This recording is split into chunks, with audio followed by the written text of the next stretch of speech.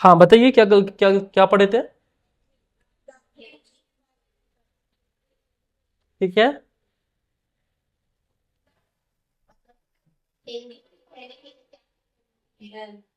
ठीक है। और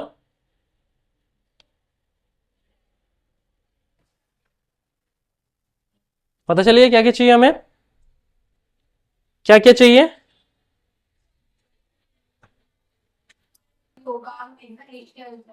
हम्म। सब चाहिए। चलिए, कल कौन नहीं आया था? आप नहीं आए थे? हम लोगों ने कल ये पढ़ा था कि WHO के अकॉर्डिंग हम हेल्दी पर्सन किसे कहेंगे। WHO के अकॉर्डिंग, WHO मतलब समझ आ रहा है ना, वर्ल्ड हेल्थ ऑर्गेनाइजेशन, उनके अकॉर्डिंग हम हेल्दी पर्सन उसे कहेंगे जो मेंटली, फिजिकली और सोशली फिट हो। यहां तक पढ़े थे। साथ ही साथ डिजीज के बारे में पढ़े कि डिजीज दो तरह के होते हैं। एक होता है इन्फेक्शियस डिजीज और दूसरा होता है नॉन इन्फेक्शियस डिजीज। इन्फेक्शियस किसे कहेंगे? जो एक दूसरे से फैल सकता है, और नॉन इन्फेक्शियस किसे कहेंगे? जो नहीं फैल सकता है। यहां तक क्लियर था? उसके बाद मैंने ये बताया आप लोगों को कि जो हेल्दी पर्सन है वो कैसे हेल्दी रह सकता है ना, हाउ टू स्टे हेल्दी। तो प्रॉपर स्लीप से रह सकता है, कंट्रोल ऑफ वेक्टर्स। कल जैसे कल मैंने बताया कंट्रोल ऑफ वेक्टर, तो सवाल आया था आपसे, आपका नाम क्या था? अनीशा। अनीशा ने सवाल किया सर वेक्टर क्या होता है। मुझे वो सवाल अच्छा लगा, क्योंकि जब आप कुछ लिख रहे हो ना, जो कुछ आप लिख रहे हो ये होना चाहिए कि आपको वो समझ आना चाहिए, तो ही आप उस नोट्स में लिखोगे। नहीं समझ आ रहा है तो नहीं लिखो, और अगर लिख दिए हो तो फिर समझने की कोशिश करो कि लिखे क्या हो, है ना। उन्होंने पूछा वेक्टर क्या होता है, तो बताइए क्या होता है वेक्टर। जो वायरसेस या बैक्टीरिया को किसी दूसरे जगह से ला करके हम तक पहुंचाता है। अब मान के चलिए मुझे मलेरिया है, किसी को भी मलेरिया होगा, अब मुझे काटा, मे भी हो सकता है उस मॉस्किटो को वो नहीं था, क्या बोलते हैं, मलेरिया नहीं था, मुझे काटा, तो मेरे से ले लिया वो बैक्टीरिया और जा करके आपको काट दिया तो आपको भी दे दिया, है ना।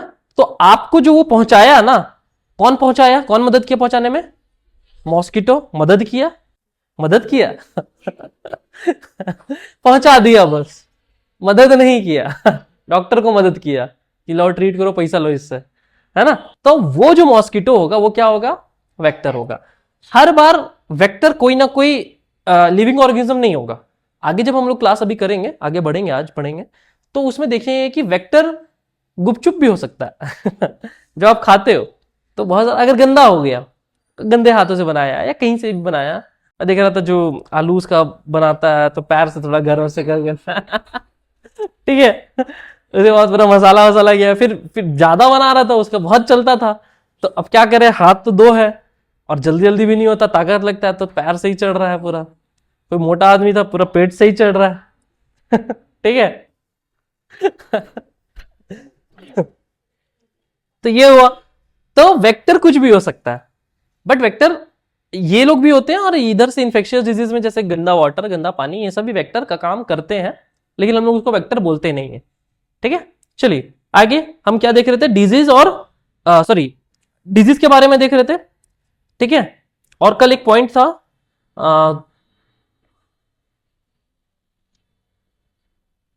चलिए बैलेंस डाइट के बारे में बताए थे कि एक डाइट में क्या होना चाहिए, कंप्लीटली बैलेंस किससे होना चाहिए।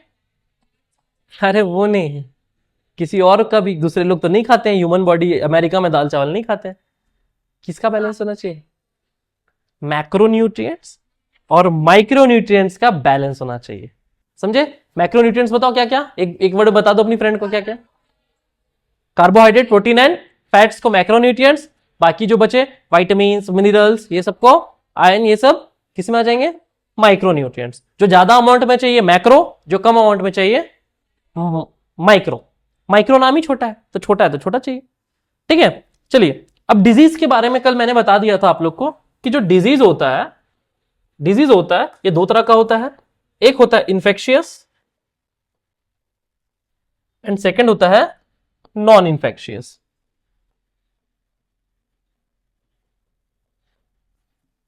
ठीक है, इन्फेक्शियस में बता दिए थे जो फैल सकते हैं, क्या क्या फैल सकते हैं थोड़ा इसके बारे में लिख लीजिए, और नोट्स बनाते हुए चलिए, कल जाकर के आपको बहुत काम देगा, वो एग्जाम के पहले इसी को रिवीजन करोगे आप लोग।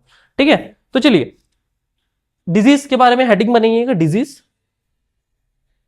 और उसमें लिखिएगा उसमें लिखिएगा it is of two types. It is of, पूरा एनसीईआरटी से मिलेगा आप लोग को, ठीक है। It is of two types. It is of two types.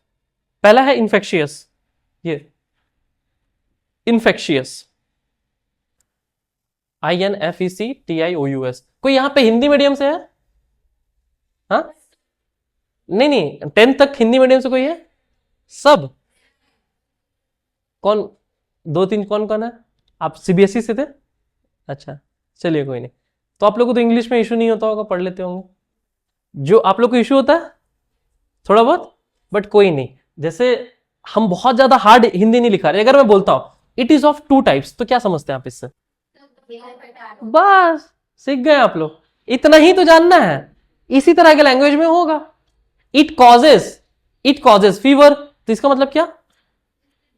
इससे फीवर होता है, बात खत्म। यही तो है इंग्लिश। और बायोलॉजी में थोड़ी ना इंग्लिश जैसा लिखना है एकदम सुपर कैलिफ्रैगिलिस्टिक एक्सपेलिडोशियस, इतना बड़ा बड़ा नहीं लिखना है ना। चलिए लिखिए, it is of two types. पहला लिख लिया इन्फेक्शियस। इसमें क्या लिखेंगे बताइए, आप लोग नोट्स बनाएंगे।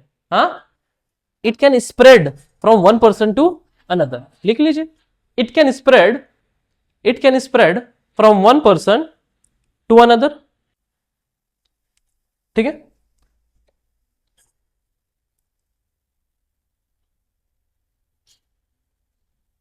It can spread from one person to another. Example लिख लीजिए, क्या क्या हो सकता है, क्या क्या फैलता है? कोल्ड कफ, चल लिख लीजिए, कोल्ड कफ, कॉमन कोल्ड बोलते हैं उसको, है ना, कॉमन कोल्ड। और क्या हो सकता है? निमोनिया हो सकता है। निमोनिया किससे स्टार्ट होता है? पी से, तो लिखिए। हाँ, पी से ही होता, तो लिखिए ना। बताइए कौन बताएगा निमोनिया का स्पेलिंग? Very good, MONIA। बस पी पता नहीं क्यों देता है। अरे नहीं, निमोनिया ही बोलना था तो एन से ही बोल देता। क्या जबरदस्ती पी घुसाओ इसमें, है ना। निमोनिया, और क्या हो सकता है? HIV। वेरी गुड, HIV हो गया, इनफ है, एटसेट्रा करके नेक्स्ट आगे बढ़ो। हाँ, कल मैं कॉल आ गया था, E.G. For example. मैंने इसका अच्छा आप लोग देखे थे घर जाके? इसका बट फिर भी सही नहीं देखे। इसका, ये दोनों का फुल फॉर्म क्या होता है? ये ग्रीक वर्ड से आया हुआ है, था, देखे थे? चलिए, अच्छा है स्टूडेंट लोग। एक्स्ट्रा ग्राशिया, क्या लिखेंगे? एक्स्ट्रा ग्राशिया, ठीक है। चलिए, हो गया। नॉन इन्फेक्शियस में लिख लीजिए, it can not transfer from, या फिर it can not spread from one person to another. It can not spread from one person to another.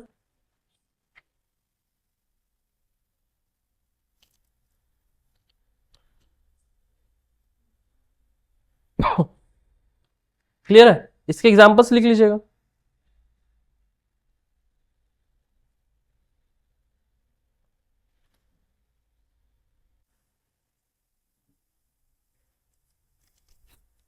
Example लिख लीजिएगा, क्या क्या हो सकता है? टाइफाइड, कैंसर, फीवर नहीं, फीवर कोई बीमारी नहीं है, किसी बीमारी से फीवर होता है। कैंसर लिख लीजिए।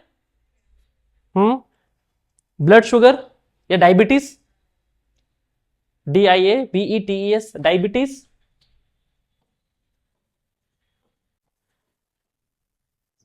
डायबिटीज, कैंसर, डायबिटीज, ठीक है।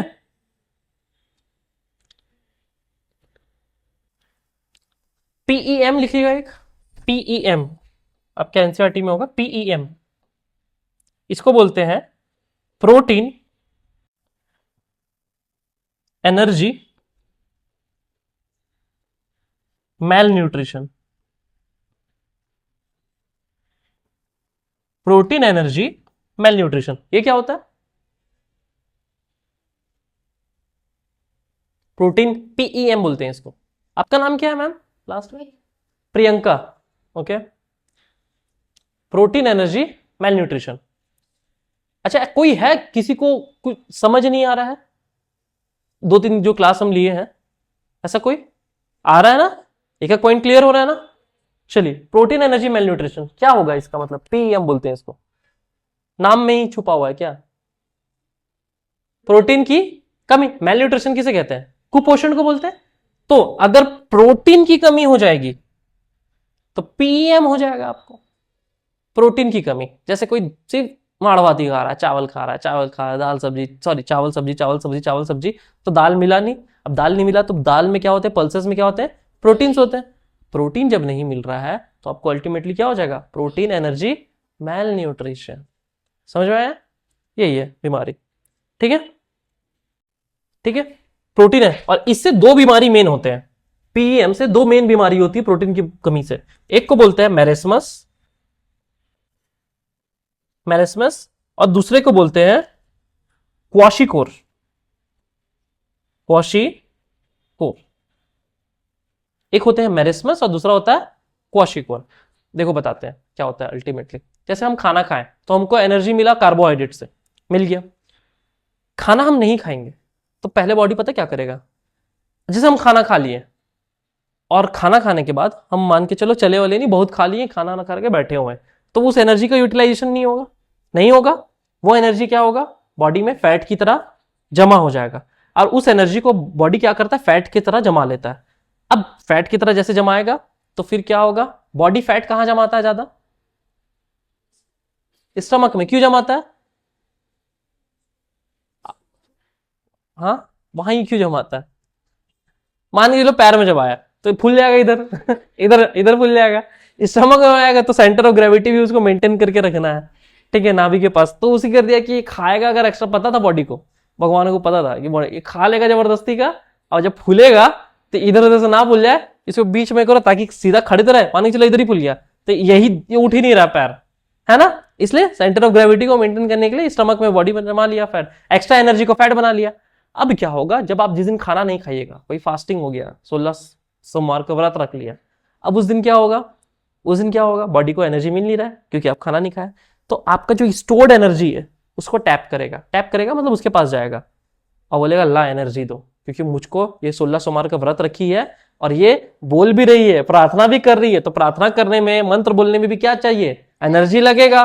चल भी रही है, मंदिर तक जा रही है, और उस दिन भी भाई पे चिल्ला रही है, ठीक है, तो एनर्जी लग रहा है। अब जब एनर्जी लग रहा है तो एनर्जी कहां से आएगा? खाना तो खाई नहीं, वो जो स्टोर्ड एनर्जी है ना उसको टैप किया।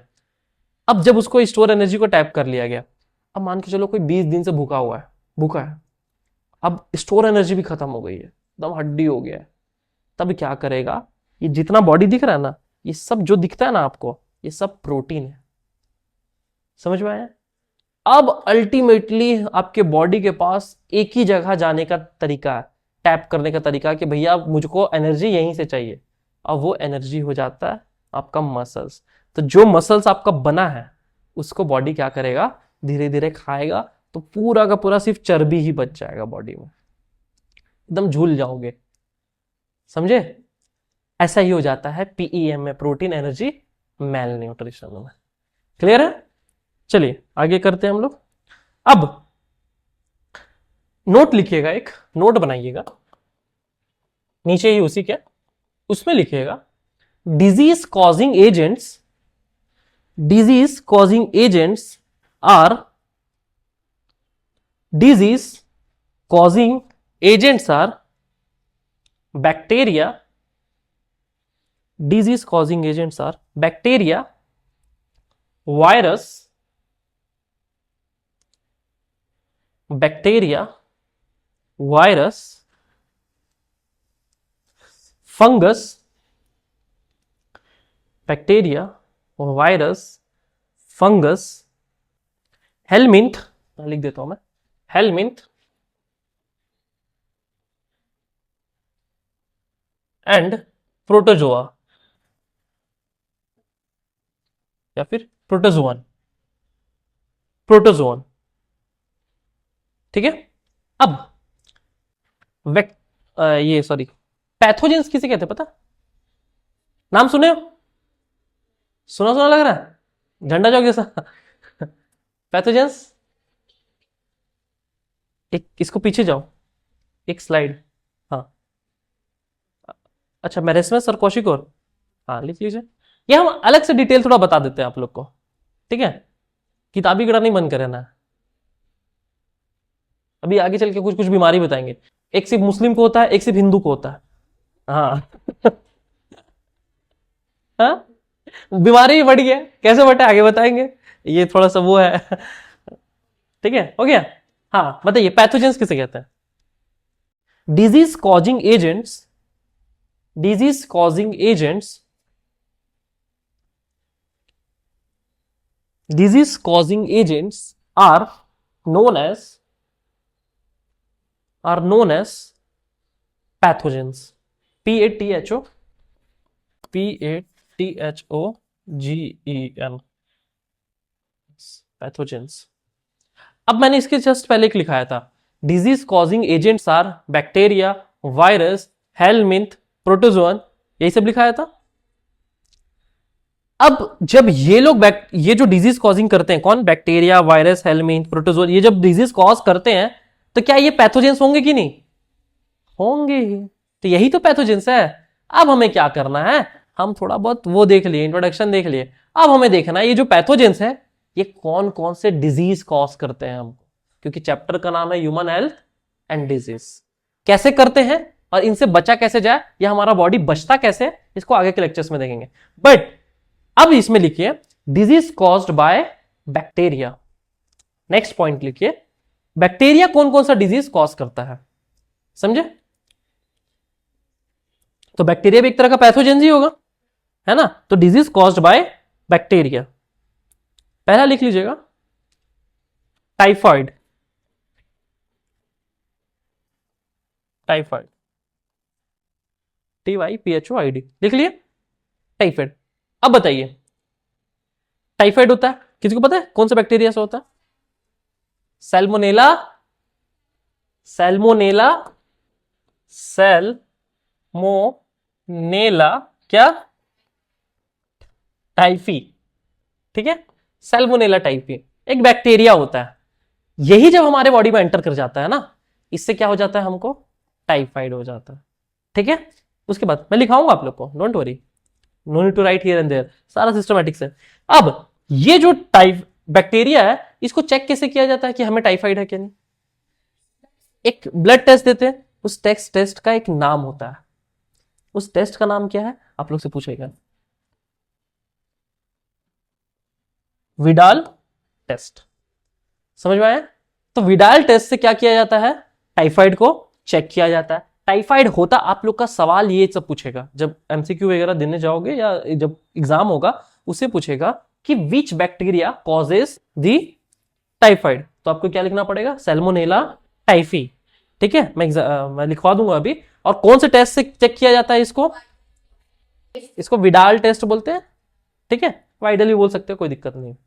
अब क्या क्या होते हैं इससे, जब किसी को हुआ टाइफाइड यहां पे, हाँ, बॉडी पेन होता है, नेक्स्ट, और हेडेक बहुत ज्यादा होता है, आप लोग को हुआ है मतलब, और घर में हुआ है, और कुछ, हाँ,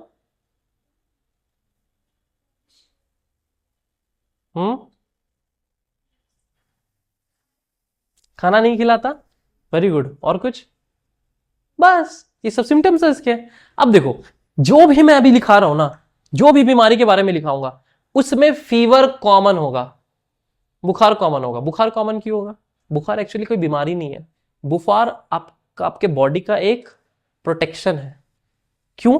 क्योंकि हमारे बॉडी को लगता है ना, अगर कोई चीज हमारे बॉडी में एंटर किया है तो मैं क्या करता हूं, बॉडी को गर्म कर देता हूं। जैसे गर्म करूंगा ना, तो जिस तरह तेल में भजिया वजिया तला जाता है, उसी तरह वायरस बैक्टीरिया सब तला जाएगा।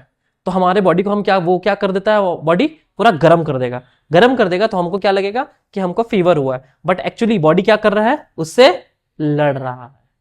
समझ में आया? ठीक है, तो चलिए अब इसको लिख लीजिए, टाइफाइड क्या होता है, टाइफाइड क्या होता है, इसमें लिखिए, it is caused by Salmonella, यहां पे है spelling, Salmonella typhi, Salmonella typhi, typhoid है, टाइफाइड है, सेकेंड।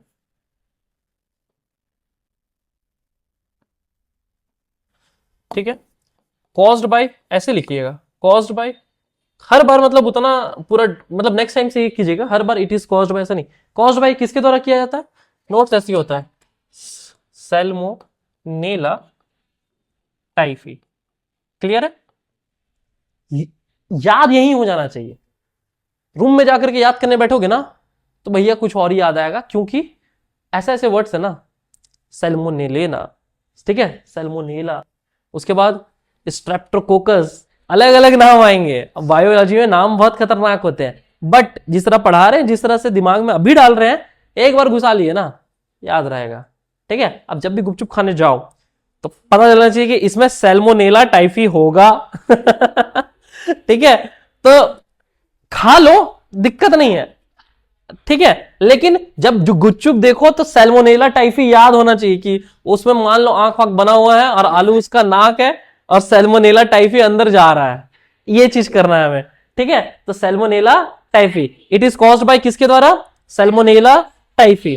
ठीक है, इट इज नोन एज, इसी के नीचे लिखे, इट इज नोन एज, ये क्या है, एक तरह का वायरस है, बैक्टीरिया है। It is known as, it is known as parasite of small intestine. It is known as parasite of small intestine. ठीक है, देखो पैथोजेंस और पैरासाइट में ये है ना, पैथोजन जो होते हैं वो बॉडी के बाहर रहते हैं और इनएक्टिव रहते हैं, बॉडी में आने के बाद क्या हो जाते हैं, एक्टिव हो जाते हैं। और जो हमारे बॉडी में रह करके पलते हैं, जब तक वो बाहर थे पैथोजेंस थे, बॉडी में आ गए, अब जब पल रहे हैं ना, तो बॉडी में पल रहे हैं, तो जो बॉडी में जब पलते हैं उसको बोल देते हैं पैरासाइट, जैसे जू है ना, पैरासाइट। तो पैरासाइट ऑफ स्मॉल इंटेस्टाइन, ये स्मॉल इंटेस्टाइन में हमारे होता है। क्या करता है हमारा स्मॉल इंटेस्टाइन, कुछ आइडिया? हमारे बॉडी में दो होते हैं, लार्ज इंटेस्टाइन और स्मॉल इंटेस्टाइन। स्मॉल इंटेस्टाइन क्या करता है, कभी देखे होगे, अरे आप लोग नॉनवेज खाते होगे, ठीक है, नहीं खाते, हम भी नहीं खाते, लेकिन आप लोग कोई खाया ही होगा, खाते हो, कभी देखोगे इस तरह से इस तरह से रहता है ना, क्या पता नहीं क्या बोलते हैं, लादी पचौनी ये सब इसको बोलते हैं। इंटेस्टाइन इस तरह से होता है, ठीक है, देख लेना जा करके। ठीक है, अरे सांप जैसा नहीं दिखता बॉडी में, पेट के पास इंटेस्टाइन है वो। ये क्या करता है, जो भी हम खाना खाए ना, वो खाना में कितने माइक्रोन्यूट्रिएंट्स है और कितने मैक्रोन्यूट्रिएंट्स है, दोनों को देखेगा कितने हैं और उसको एब्जॉर्ब करेगा। समझे, अब एब्जॉर्ब करता है और वो जो बैक्टीरिया है ना, ये सैल्मोनेला टाइफी, ये आकर के यहीं बैठ जाता है। अब यहीं पे आकर के बैठ जाता है, अब खाना यहां से क्या होगा, एब्जॉर्ब नहीं होगा। अब जब एब्जॉर्ब नहीं होगा तो खाने में जो न्यूट्रिएंट्स थे वो मिलेंगे आपको, तो फिर आपको कमजोरी होगा कि नहीं होगा। और अल्टीमेटली जब ये बहुत ज्यादा बढ़ जाएगा ना, तो ये इसी को छेद कर देता है और इसी को बोलते हैं परफोरेशन इन, मैं लिखाऊंगा आप लोग को, note worry, perforation in small intestine. मतलब टाइफाइड अगर बहुत ज्यादा बढ़ गया तो अल्टीमेटली डेथ भी हो सकता है लोगों का, it can lead to death.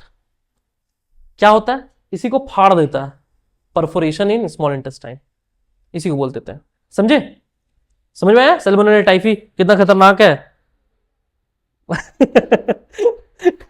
तो टाइफी ज्यादा खतरनाक नहीं है। चलिए इसमें लिखिए मोड ऑफ इन्फेक्शन, कैसे होता है ये, हमें कैसे होता है, mode of infection, mode of infection, mode of infection.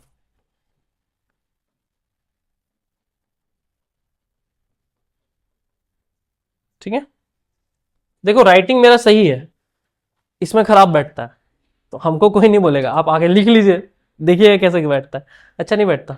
ठीक है, इसमें लिखिए कंटैमिनेटेड, कंटैमिनेटेड कैसे होता है, कंटैमिनेटेड फूड एंड वाटर,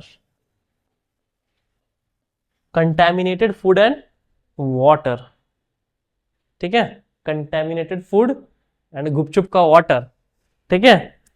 तो कंटैमिनेटेड फूड मतलब खाना जो है सही नहीं है, ज्यादा बहुत बाहर खा रहे हैं। आप लोगों को एक स्टोरी बताते हैं। स्टोरी कहाँ का है? होटल मैनेजमेंट का। क्या था, हम गए थे होटल मैनेजमेंट 12th करने के लिए, थोड़ा दिन के लिए गए थे, मन नहीं किया, वापस आ गए। अब हम ट्रेनिंग कर रहे थे, तो ट्रेनिंग में रेस्टोरेंट होता है, बैंक्वेट होता है जहाँ पार्टी होता है। तो 5 स्टार होटल जाइएगा ना, तो पार्टी वार्टी होता है वहाँ पे, वेटर वेटर बना कर घुमाते हैं। तो शिकंजी जानते हैं आप लोग? व्हाइट कलर का होता है, पीने के लिए होता है। अब कांच के ग्लास रहता था, पार्टी चालू हो गया, और हम लोग 8-10 लोग हैं जो वहां पे काम कर रहे हैं, हम लोग स्टाफ मेंबर, हमारा एक मैनेजर है। अब पार्टी चालू हो गया, अचानक से पार्टी में बहुत भीड़ हो गया। अब शिकंजी में गिलास देते गए, वो लोग पीते गए, और गिलासेस खत्म हो गए, और आने में गिलास टाइम लग रहा है। अब वापस वहां पे गिलास रखे हुए थे, तो हमारा मैनेजर बोलता है कि वापस उसी में डालो, वापस उसी में डालो। वापस उसी में डाला, और वापस पिलाओ। लोग 1000 लोगों से पार्टी वार्टी खाना यही सब होता है आप लोग को बहुत अच्छा लगता है, लेकिन ऐसे ही बनता है अब अब उसी में डाले, तो उसको तो पता नहीं कि पी लिए ना, अंदर ही गंदा है, वापस भर दिए तो वापस मिल गया सब। अब उसको दे रहे हैं वापस, खा रहा, हाँ अच्छा सिकंजी वाला कहाँ है, बोला उसको अच्छा लग रहा है ठीक है तो ये सबसे क्या होगा? These are infection. किसी को होगा, मान के चलो बैक्टीरिया, उसके वायरस वगैरह मुंह में होंगे, उसमें हो गए, ट्रांसफर होगा, समझे? तो इसी तरीके से ये मोड ऑफ ट्रांसमिशन होता है कि कंटेमिनेटेड फूड और कंटेमिनेटेड जो वाटर होता है, उसके चक्कर में क्या हो जाता है, यहाँ पे इन लोग को इन्फेक्शन हो जाता है। चलिए कुछ नेक्स्ट पॉइंट और लिख लीजिए, सिम्टम्स। सिम्टम्स में क्या है? सिम्टम्स में क्या है? फीवर, हर किसी में रहेगा, फीवर, हेडेक,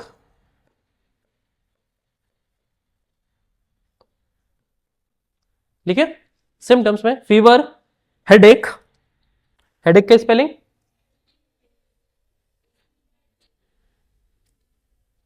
हाँ ठीक है, HEADACHE, ठीक है। कॉन्स्टिपेशन, क्योंकि लार्ज स्मॉल इंटेस्टाइन में खाना फंसा हुआ है, तो कॉन्स्टिपेशन ही होगा।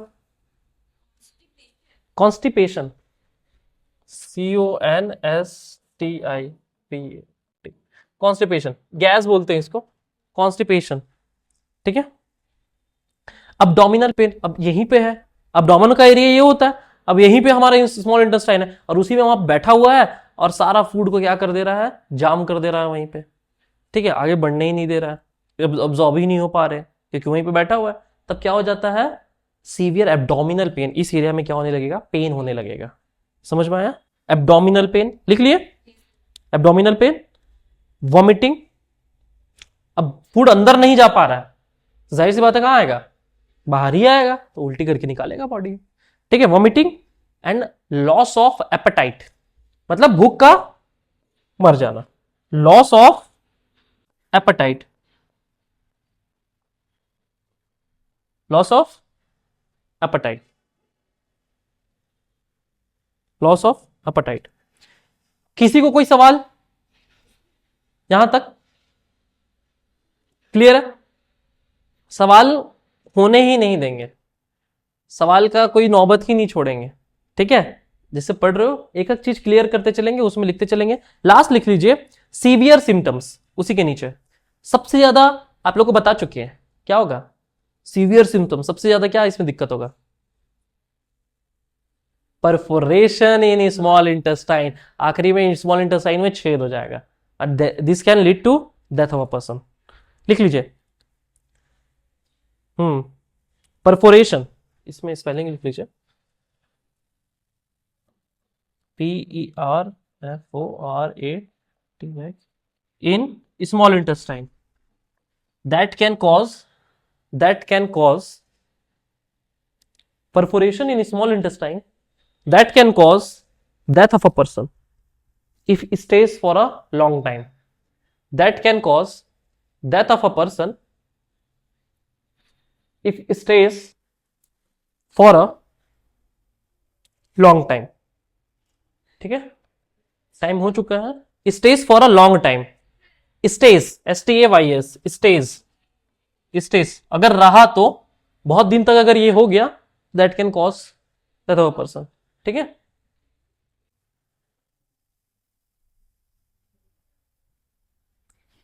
ये सब देखे थे हम लोग।